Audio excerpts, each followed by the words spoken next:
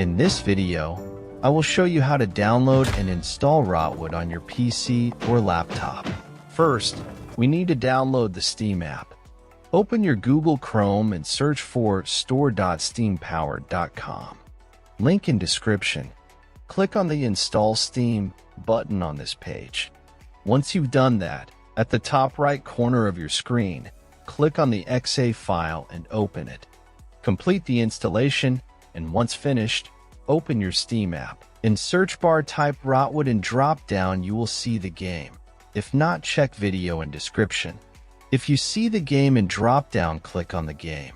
As we can see, it only works on Windows. Now click on Add to Cart button beside original game. In new pop-up, click on View My Cart. Now click on blue Continue to Payment button. In payment methods, select your preferred payment method and proceed. After you're done with payment, next steps I will show with game I already own. After completing the purchase, go to your library. You can use the search box to find game you just bought or navigate directly to the games category. Next step I will show on game I own.